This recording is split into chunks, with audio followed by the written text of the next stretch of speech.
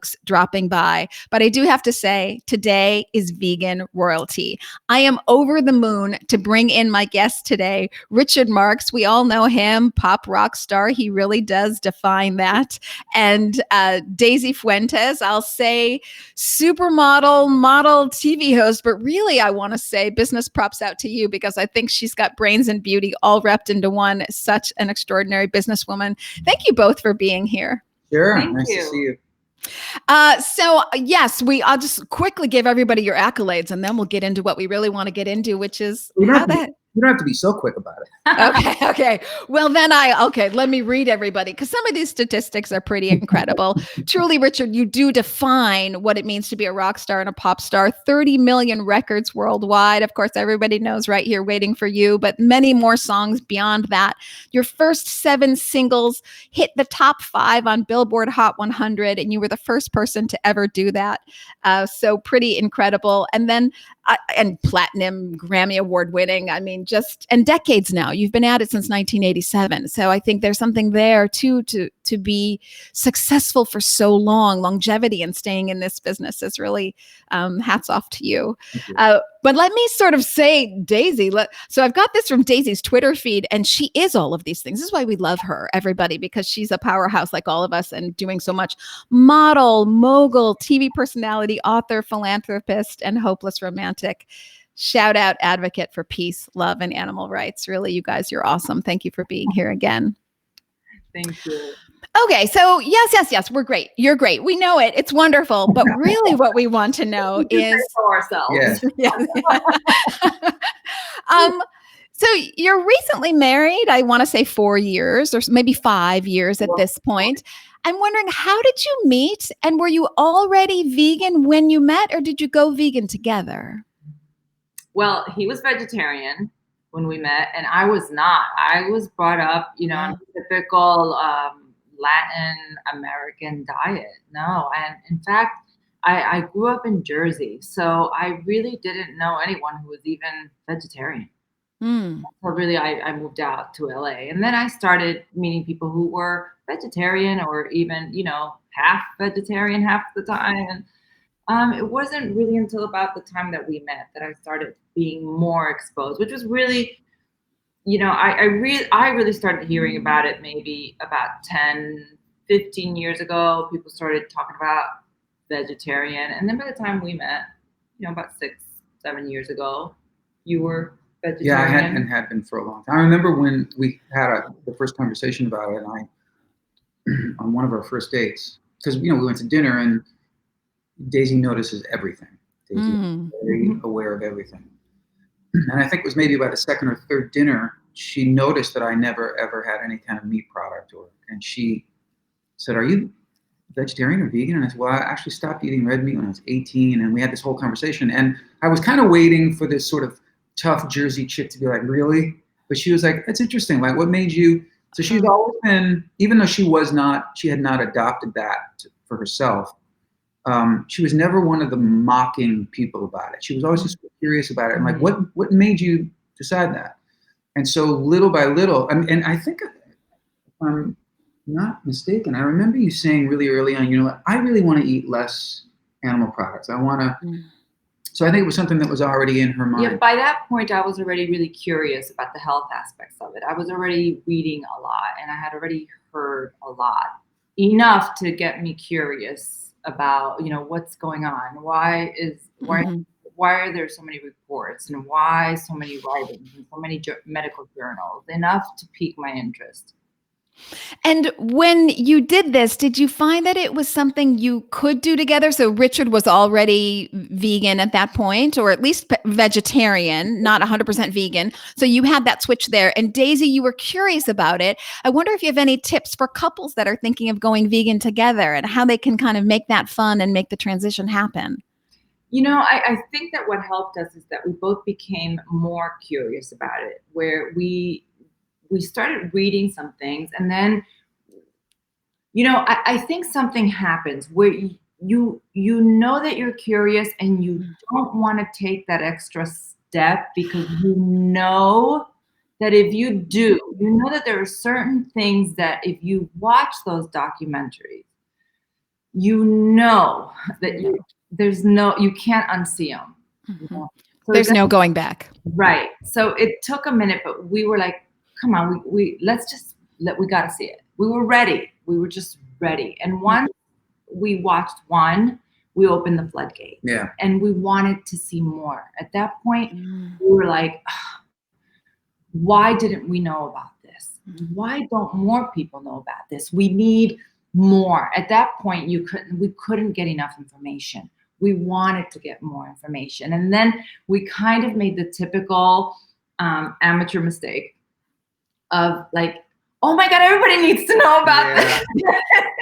And we told everybody. And then hi, I'm Richard. Did I mention that I'm oh my God, have you seen this? You need to know about this. And then we kind of annoyed the shit out of people. It took about a year for us to just sort of we had to kind of go, okay, back that off and just be like, you know, live and let live, because we are very libertarian in our we're not militant vegans that way.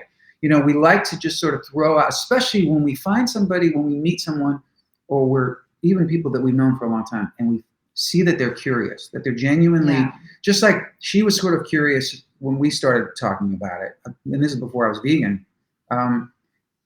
We do love, like with many other topics, we love to sort of just inform people about what we've learned and why it works for us. But there's no shaming or, you know, it doesn't work. We both really hate Right.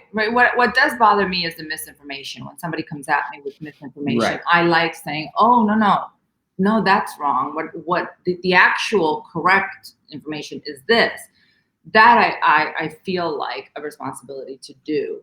But yeah, a lot of people are not ready to hear everything, and they do get very confrontational. So I found that we needed to hold back, but we weren't coming from a place of you know, bossiness. I was coming from a place of, oh my God, I found out amazing information. It's so good. I want everybody to know about it. Like, it's life-saving. It's great for the planet. It's great for the animals. I didn't know about it, and I want you to know. I was coming from a great place, and people were taking it from a different way. It's tricky business, because I know what you're saying. You come from this great source of joy. Okay. Like, how many times in life does one solution fix so many problems? It's one thing for people and their health. It's one thing for our finances and Medicare, Medicaid. It's one thing for the environment and the future of the planet. It's one thing for animals. It's all the same thing. I mean, how great is that? And so you just want to share it with everybody, but the audience has to be ready. Yeah. And then there's also the part of, oh my God, they've been lying to us about this forever. There's all this information about, you know, this. It's like, oh my God, follow the money. This is all about propaganda. This is all about you guys. You gotta, and they don't want to hear it. No.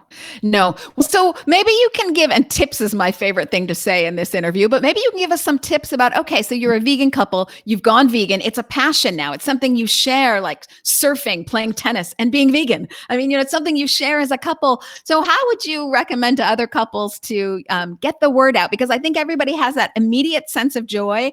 And then what should they not do? Oh, that's a good question. I think to just avoid a lecturing sort of rhetoric. You know, if you tell somebody what they should be doing, or what they should be eating, or what they should not be doing or should not be eating, it's going to be very difficult to not come off as lectury and confrontational. Whereas if you kind of just go at just what we were just talking about, if you start telling people about, have you guys tried the Impossible Burger? Holy shit, it's the greatest thing ever. Or I love to tell the stories of the friends of mine who are lifetime burger freaks, who, when I've introduced them to the Impossible Burger or the Beyond Burger, but personally my favorite is the Impossible Burger, and how they've gone, I'll eat this every day. I don't ever need to go back to eating burgers because there's nothing missing. Right.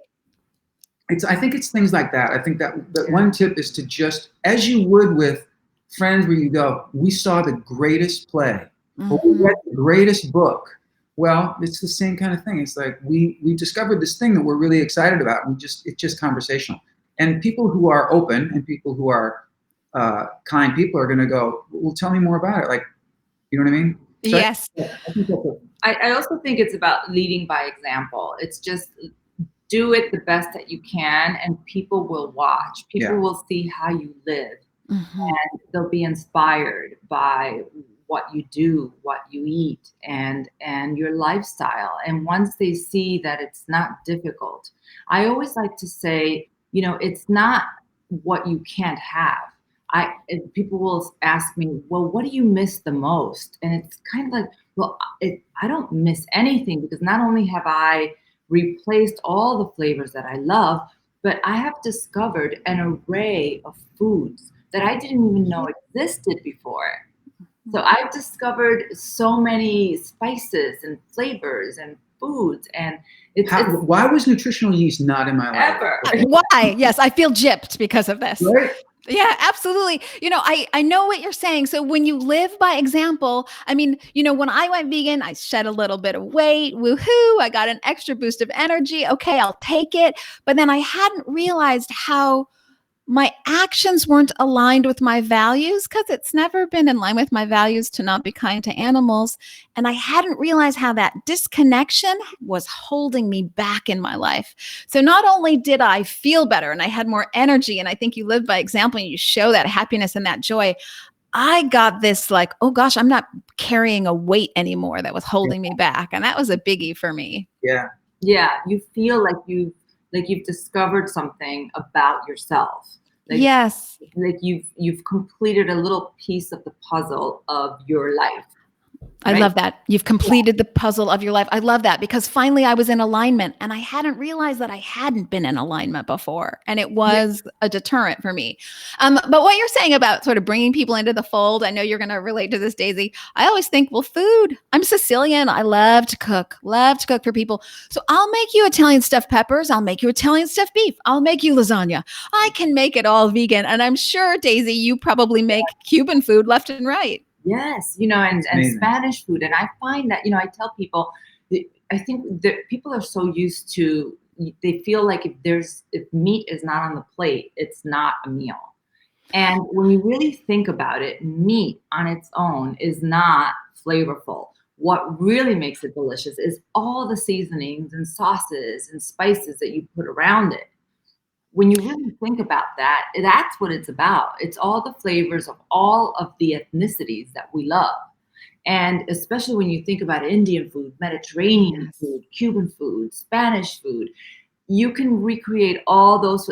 Those are all plant-based. Yes. Oh, I love what you're saying, because everybody thinks it's the meat, but the meat itself has no taste. It's the spices. Yeah, of course. Yes. Of course.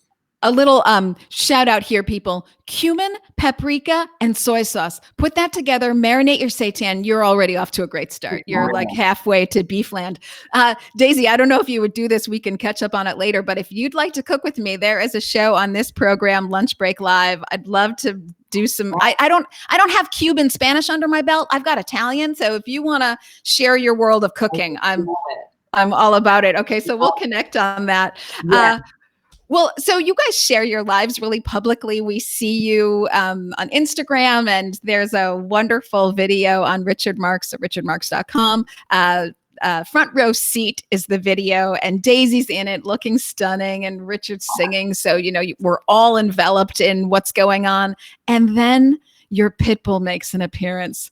Betty Davis. Oh my gosh, how I love her. Maybe we can, oh my gosh, where is she? Oh, puppy, come on. Look.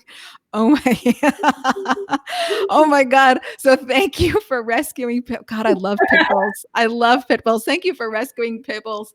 But yes, right down to your dogs, your lives are very public. And so you show us that Daisy travels with you, Richard, I think 10 months out of the year. Right now you're on the Limitless tour. Well, before COVID, you were on the Limitless tour. I'm on the housebound tour now. Yeah. How's that going? Good. Good. Yeah. Okay. I mean, it's definitely an adjustment. I'm a lifelong gypsy and somebody who's always, especially the last 5 or 6 years, doing, I think last year I did about 75 shows, and I had another, I think 80 shows that would have happened by the end of the year. And it's definitely an adjustment, but we're seeing the silver linings in all of it.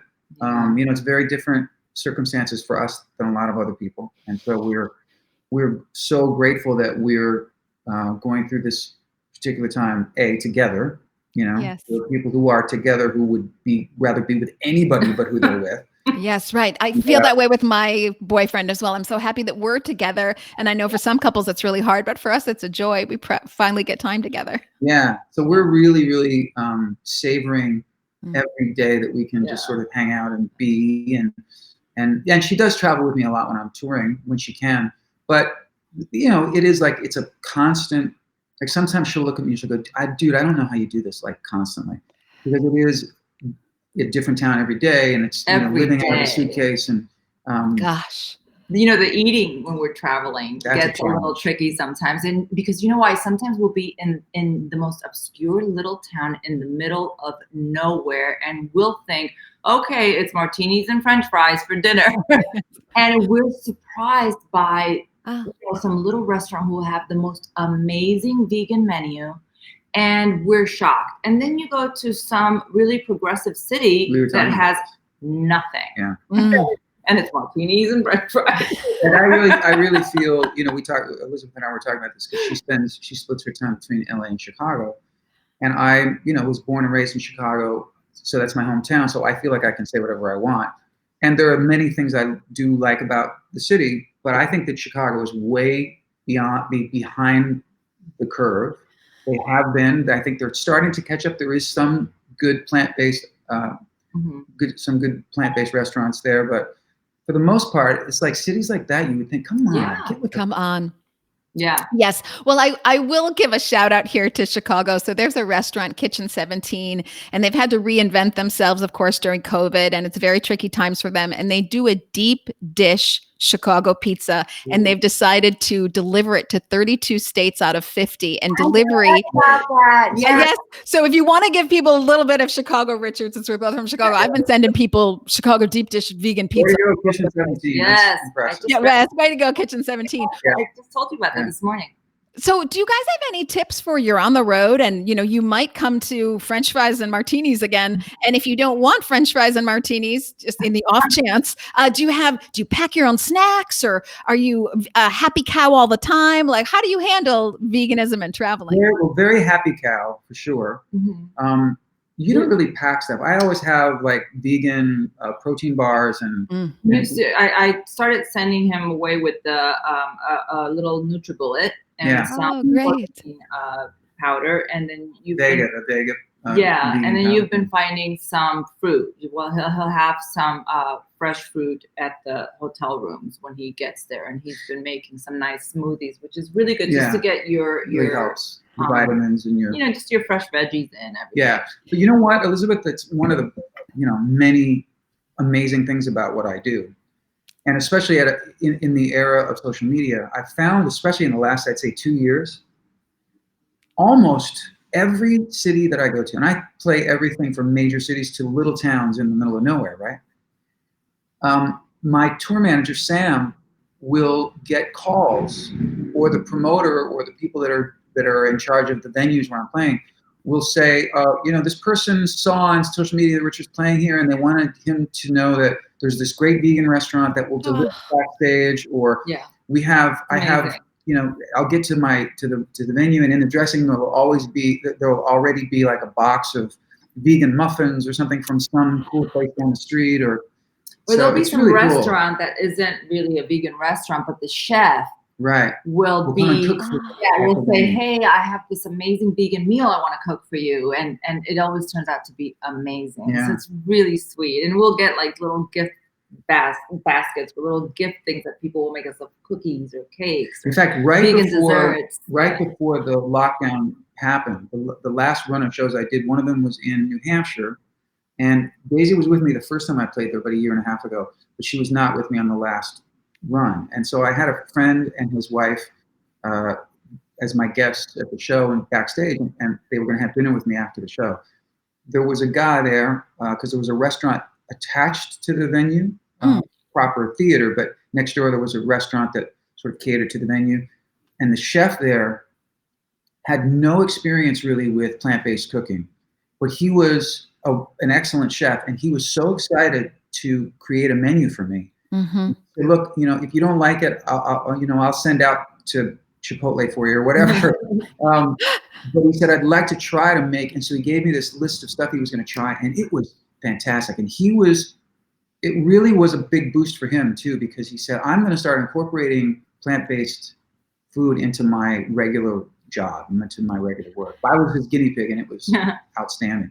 So I love this. Sometimes I feel like turning the tables a little bit on the chefs, because I no longer really go to vegan restaurants because of my personality and how I have this show. I like to go to non-vegan restaurants and say, hey, what do you have that's vegan? Oh, could you please start considering having more vegan options? And then I had a business card made up, and it's got my awesome Vegans Influencer series on the front, and on the back it says consultant to chefs and restaurants, because I love to help people with their menus. I love to cook.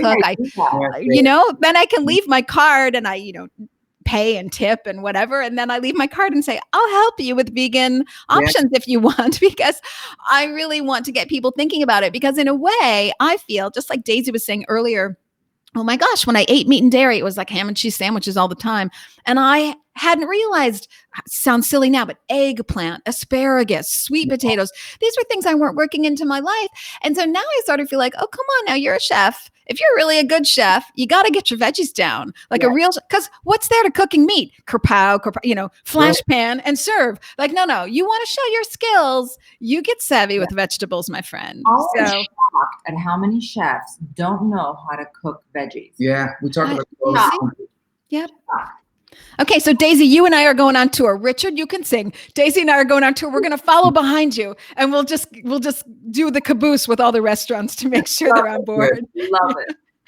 Okay, so you are ultimately on tour because of your songs and your writing. I'm wondering if you could share a little bit about your writing process, and I'm just putting a little birdie in your ear. If you'd ever write a vegan song, or a song about vegan, or about a song about discovering the journey, it doesn't have to be outright vegan, but doesn't have to use that word, but maybe about the discovery process of your journey, or just a thought. I honestly can't imagine ever wanting to do that, actually. Oh, really? Okay.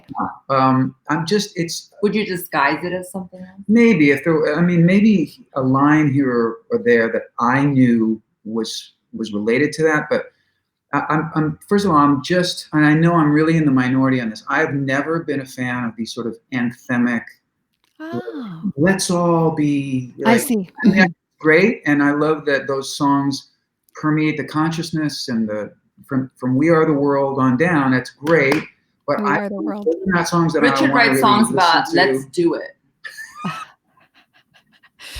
Is that like in general or specific to? Okay. Yes. Yeah. Interview takes a turn.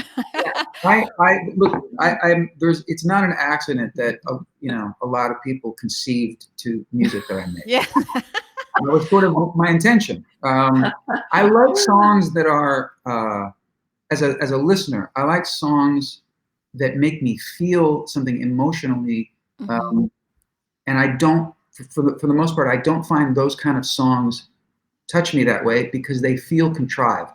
And so I can't imagine that I would do that. However, it's great to find, like I'm asked to perform at animal rights events and vegan events all the time.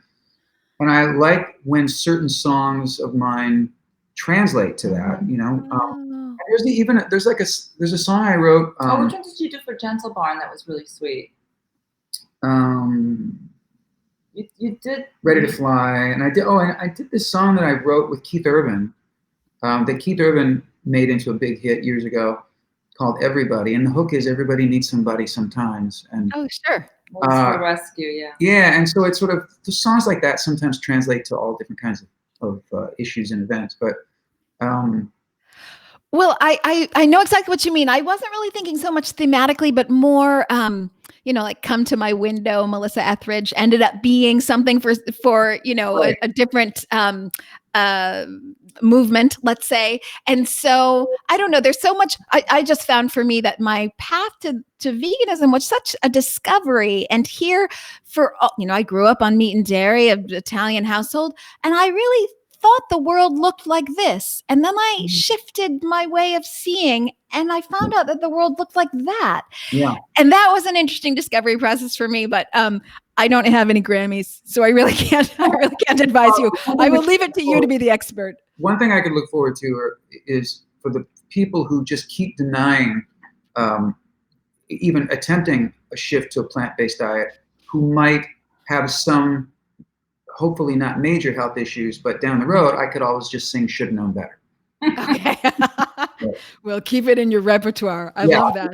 Keep it handy. Well, so do you guys get any resistance, like in your crowd or your life? Do you find that people push back on you? Maybe your parents even, or somewhere in that. Tell me a little bit about that and how you traverse that controversy. Well, my mom always Even now. yes, she would say, "Oh, here, try this," and I'll be like, "No, I don't want that.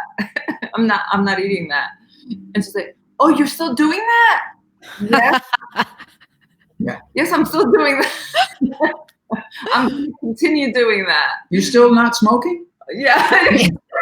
It's like, "Oh, you're still doing that thing?" Yes, I am. And she'll forget until then, like 2 days later, she'll be eating something and go, "Here, try it. Oh, here, have some." I'll be like, "Nope, still doing that."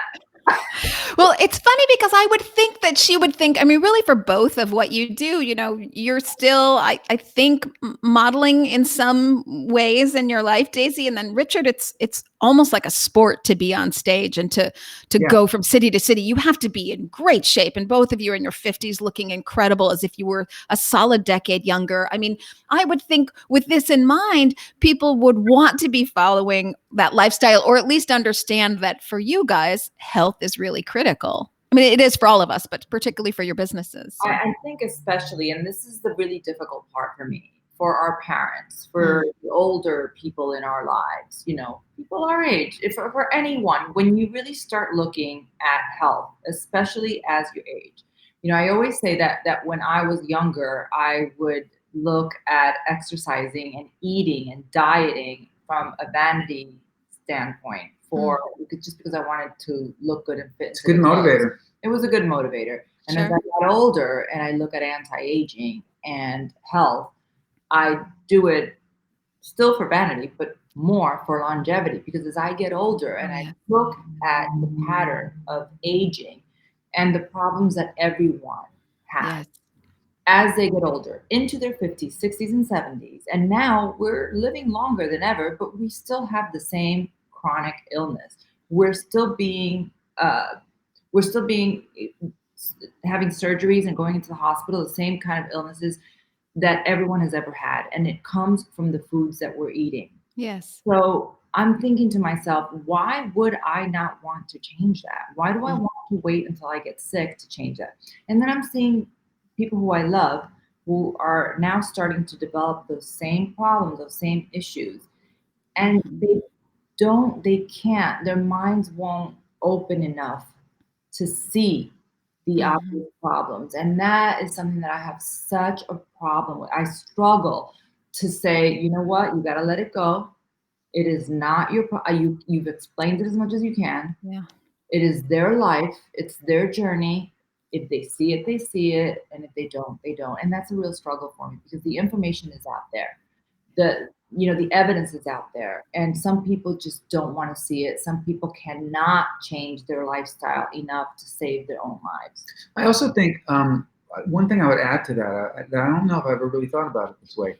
I think that maybe some of the resistance or the pushback that you mentioned is frankly from people who look at celebrities or higher profile people who are vegan, and they think that, oh, well, it's easy for them because they're wealthy, or they have private chefs, or they go to private gyms, well, I understand that might be something that they would assume, but it couldn't be further from the truth. And we don't have a private chef. Our fitness, we're both pretty fit because we go outside and hike. Anybody can do that. Yeah. The ways that we are youthful and trying to fight aging and from the inside out, and the ways that we are, I mean, with the exception of, we do eat strictly organic food. And so there is for the most part, when it's available. When you look at, travel, when you look at the studies, the price difference is really not significant. And it's, other than that, I think that the word that sort of needs to get out is that you don't have to be wealthy or successful to do the things that we are doing. And what costs more, a piece of steak or rice and beans and some veggies? Right. Really?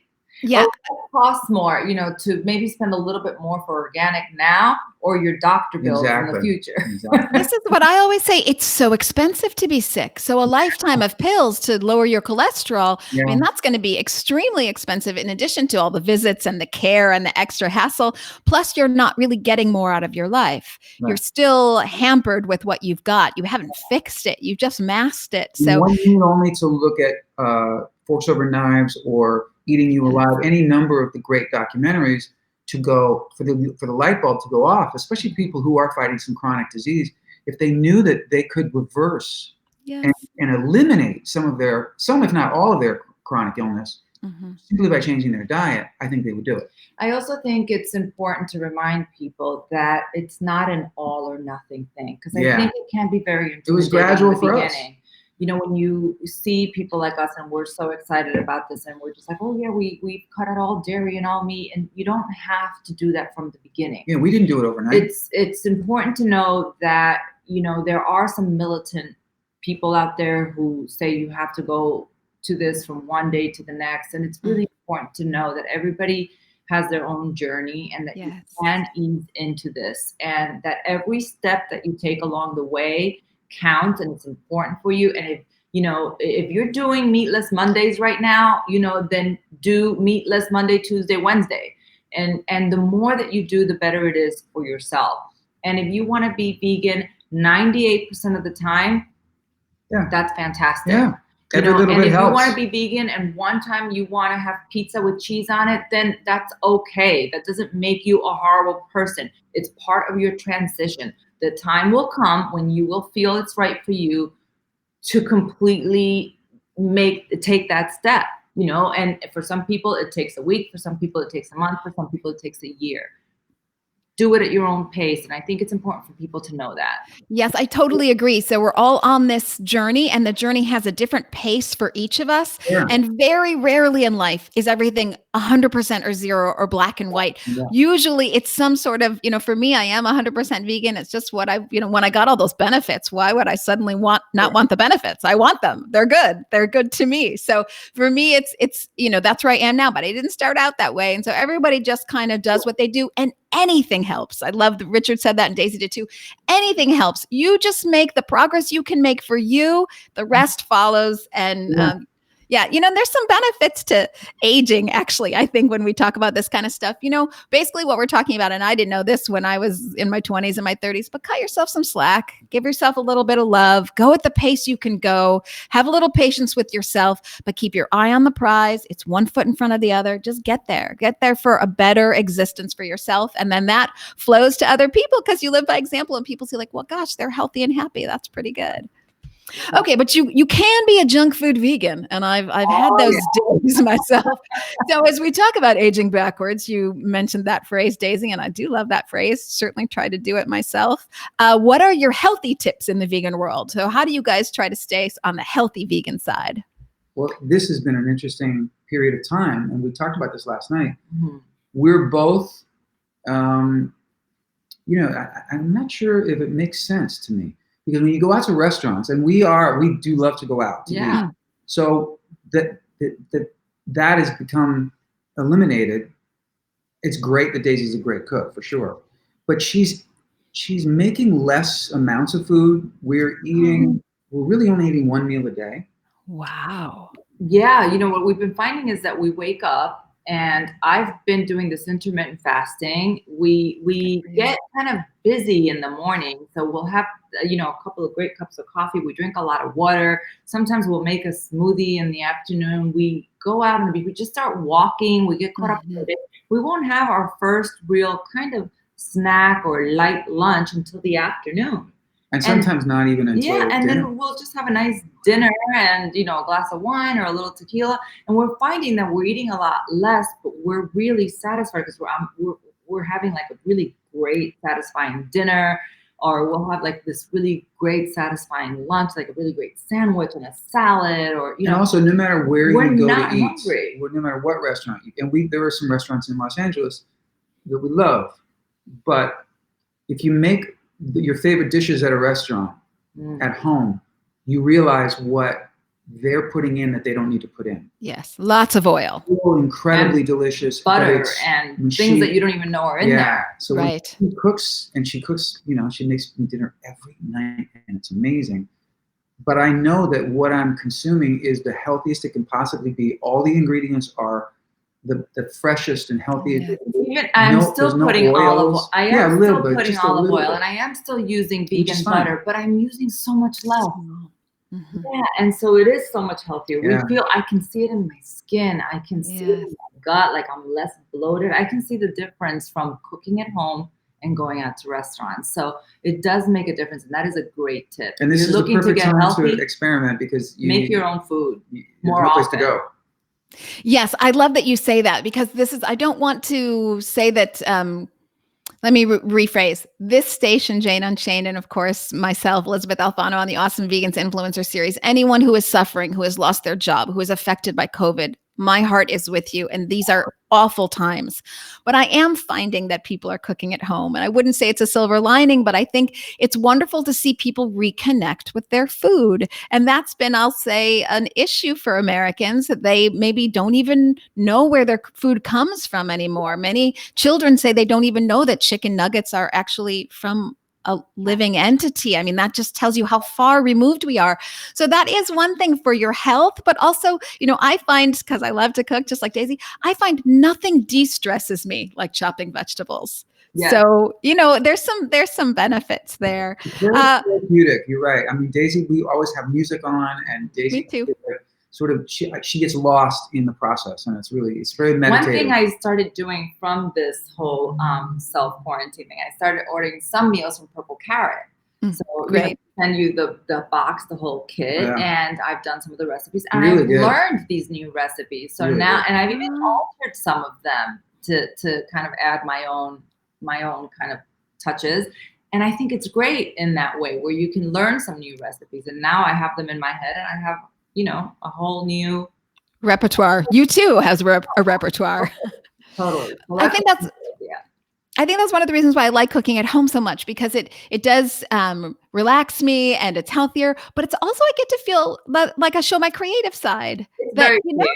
And it's really fun to see, you know, don't know exactly how it's going to shake out. So it's always a little bit of a surprise at the end. I was a little intimidated by Indian cooking. I love Indian food, but, you know, the spices, it's like a whole different world in itself. So I started learning about Indian spices little by little, and now I'm fascinated by it. I love it.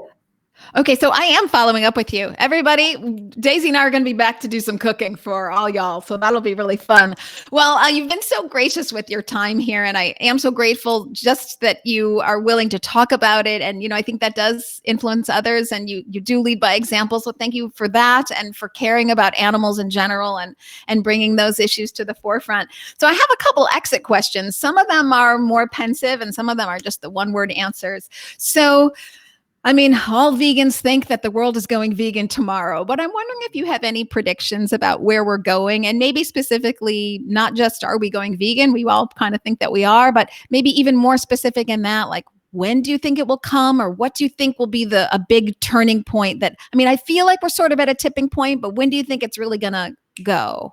What are your predictions? Well, I think that in the last year, that a huge game changer has been the Impossible Burger and the meat substitutes, which are providing the comfort food or the sort of habit food of non-vegans. They can go, wow, you know what? I don't have to sacrifice flavor and taste, and I don't have to give up the things that I love, but I'm going to eat these substitutes, which are delicious. It's not like you're sacrificing. So I think that the more of that we see, and more importantly, the better versions, the more Yes. flavorful. There have been egg substitutes for trying for a few years, and when I think Just Egg, which is a product, they I also love them. that's a game changer too. Yeah. I think it would be good for companies like that if they can to bring prices down a little bit, because I think it does intimidate a lot of people who would love that product, but it's just really expensive. But I think that the more of those kind of things, I could see a major change within 3 years. I think Yes. more options become available, more mainstream, the better and easier it'll be. Because at that point, people who don't consider themselves vegan will make those choices more often. So it'll become easier. I also think that bringing the awareness of what's happening in the rest of the world, these atrocities that are happening, Yes. even what happened with COVID-19, where it allegedly came from. We're pretty sure by now that it did transfer from animal to human, from the wet markets, and a lot of the other viruses also transferred from animal to human. And a lot of us are completely repulsed, and we cannot believe that this happened in all these other parts of the world, including the animal, the dog and cat meat market that are happening. We're completely, we cannot believe that this is happening. When you turn that around and say, well, how can you be completely repulsed by that and so just have your mind blown by that and not realize that we are doing the same thing, that you yourself are eating, and why are you picking and choosing between which animals it's okay to do that with, when you're doing that to sentient beings as well? And the more you're highlighting that, people are becoming more and more aware. And I think that this whole thing with coronavirus may have been a little bit more of a tipping point to make people a bit more aware. It's one of the things that I also do. I have a sister show called the Plant-Based Business Hour, and I started it in COVID times because I'm at home and I can, but also because I wanted to help people make the connection between eating meat and where we are today. It may seem like a step for some people, but mad cow disease came from cows. It's not some funky wet market way over there in a dark alley. SARS, this came from birds, and we have a SARS outbreak right now in North Carolina. A bird flu outbreak right now in North Carolina, a bird flu outbreak in China that is raging, as well as in Germany. Swine fever is causing problems in China and all around the world. So Ebola, these are all meat-borne pandemics. So when we get, to your other point about when you have more products out there that are plant-based, when we support more plant-based options, these smaller companies can grow. So we'll have more than Impossible and more than Beyond, because we do need more than those two to feed the world, to go to plant-based products. When we support these small businesses and when investors come in, so that's why I do the Plant-Based Business Hour, so investors can learn about these other small companies. They can get in, cha-ching, cha-ching, make a lot of money. And the more plant-based options we have, the more we have a secure and safe future, because we have a secure and safe food supply. I will not lecture. I will stop. I will stop right now, because we said we wouldn't in the beginning. So there are many options. There are a lot of companies, and even big meat suppliers like Tyson buying plant-based food companies now, and so this is getting bigger and bigger. Yeah, it's definitely important for the food industry as a whole to start working together.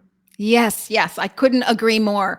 So please, investors and small entrepreneurs, be you plant-based or not, please watch my show, The Plant-Based Business Hour.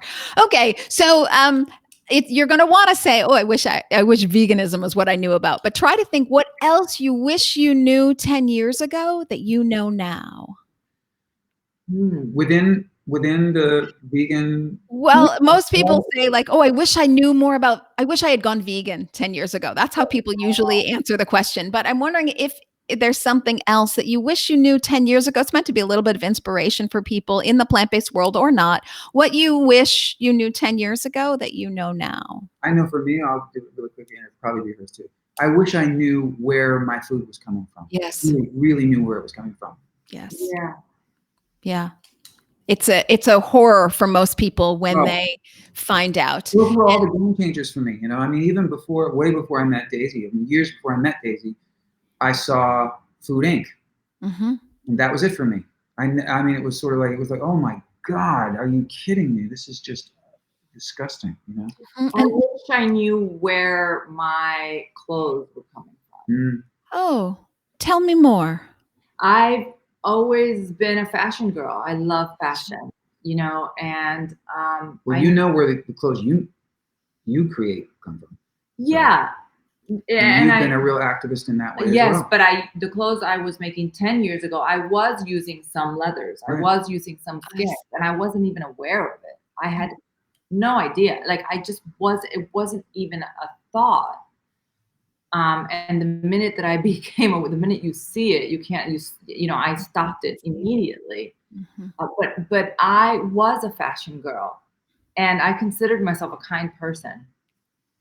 And many of us do. Many of us people in fashion consider ourselves a kind person, and we don't make the connection, and you have a rug at home, or you're wearing a coat and you don't realize what the filling is, and you don't realize what the trim is, and you don't realize what you're wearing, you don't realize what you're buying. There is such a disconnect. It's very unconscious. And you can be somewhat aware of what you're eating. Like you can say to yourself, oh, pate, and certain things, or I'm aware of certain things, and you have a complete disconnect to what you're buying and wearing. Mm-hmm. And I think that I became aware at a certain point, can I be a fashion girl and still be a kind person?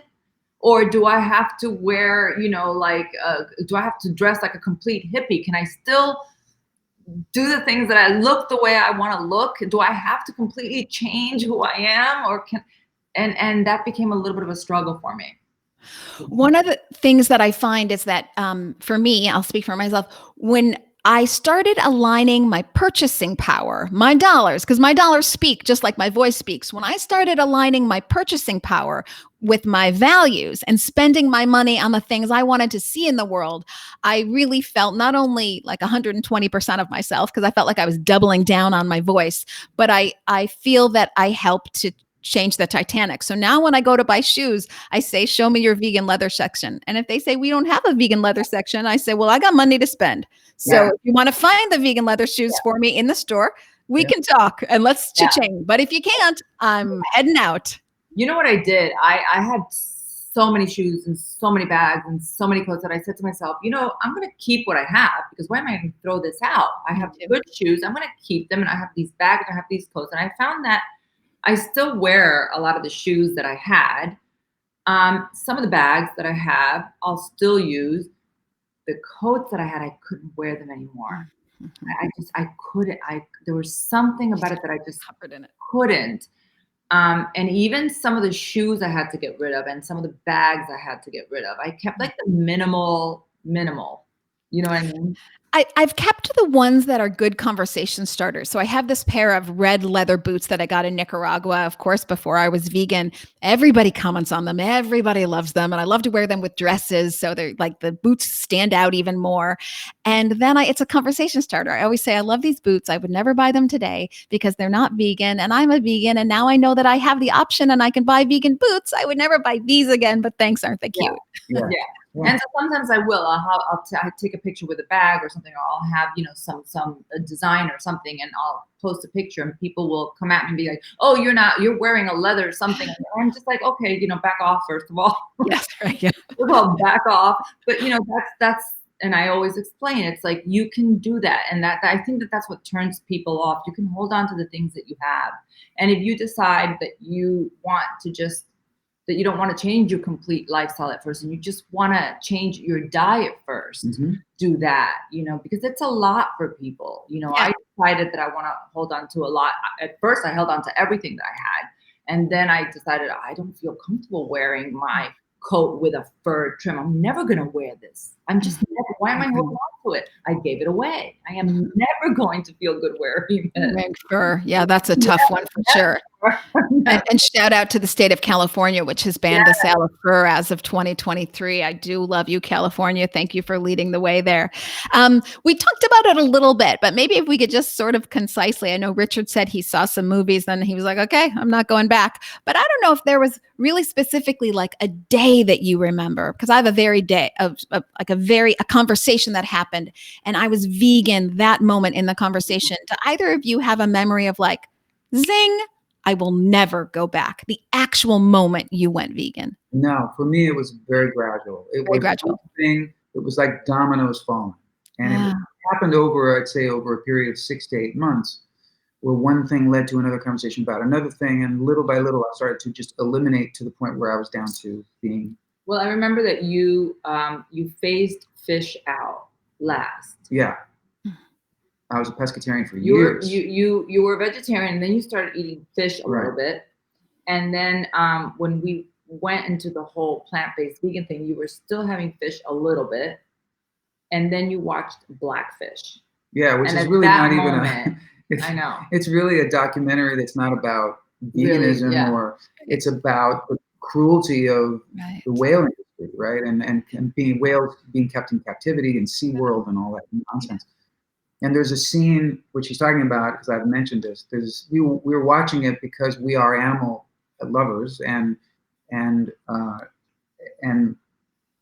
was a scene where they capture a baby orca, and the family, or at least the pod family, the pod wouldn't disperse, and you could hear them audibly crying, wailing, as they say, right?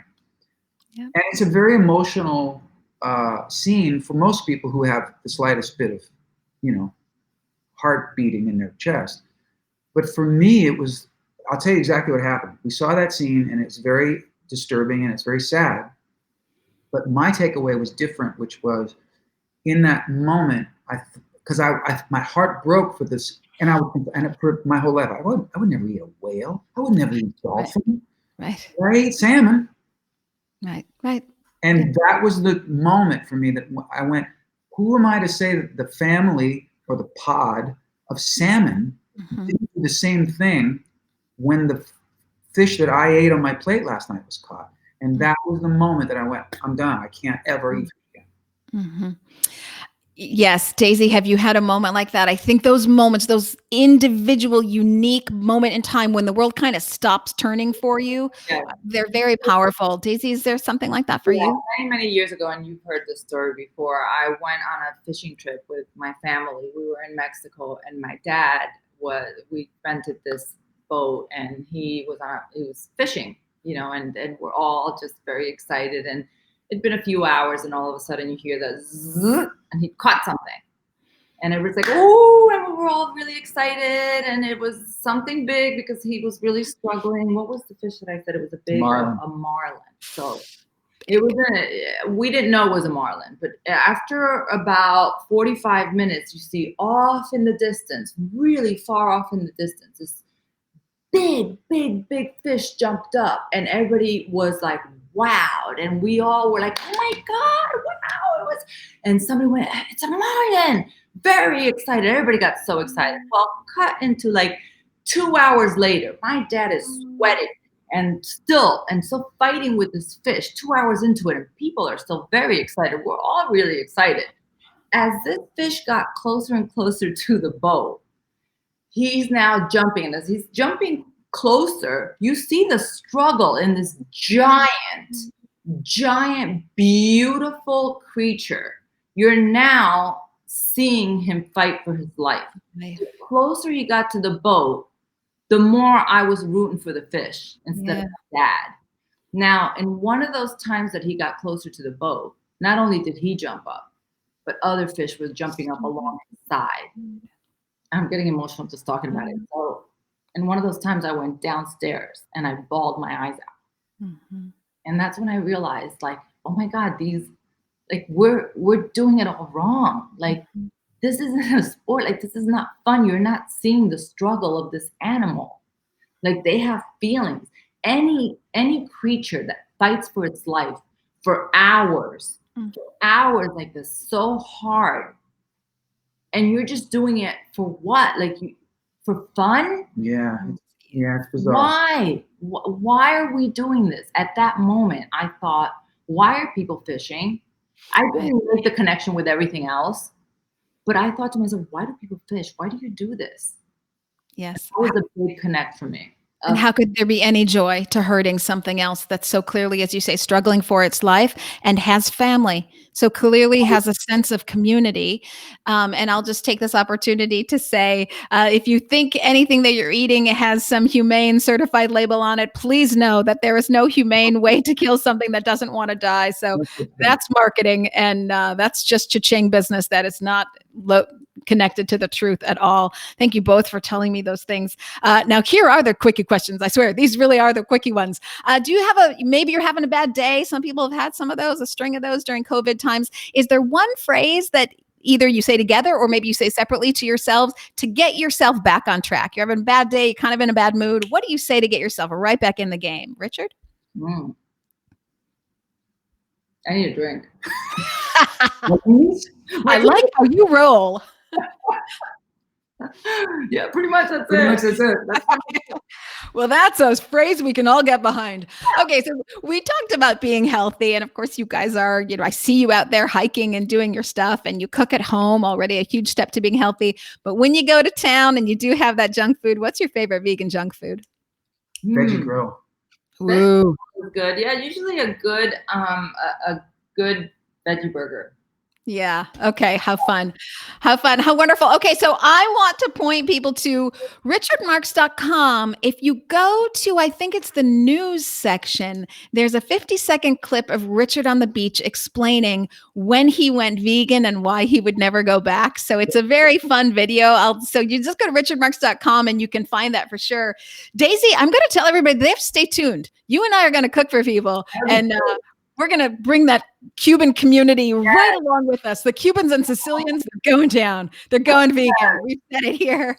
I want to thank you both for all that you do, for just being willing to talk about this, for setting such great examples, for caring about people, the planet, and animals, and for doing it in such a loving and kind way. And of course, you bring us your art. You both bring us your art.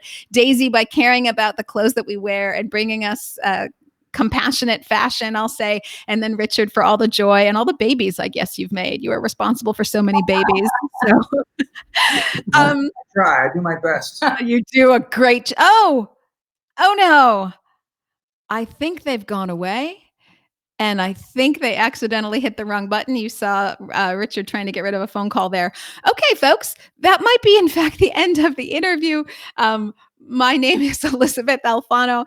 This is the Awesome Vegans interview series, influencer series, where I do try to bring people who can help by showing by example the lives that they lead and bring their stories to the vegan forefront. It's always great to share these mainstream people. Everybody knows Daisy Fuentes. Everybody knows Richard Marx. They've, sung Richard Marx's song probably for decades now. And then you think, oh yeah, that guy that I love, that I hear on the radio, he's vegan. So please follow me on Facebook, Instagram, LinkedIn, all the places. My website, elizabethalfano.com. It's the Awesome Vegans Influencer Series. And of course, I also do the Plant-Based Business Hour. Thanks for being with me, everyone. And I will be back tomorrow, 1:00 p.m. right here on Jane Unchained. It's Elizabeth Alfano. Tomorrow's going to be the Plant-Based Business Hour. This has been the Awesome Vegans Influencer Series. Bye, everybody.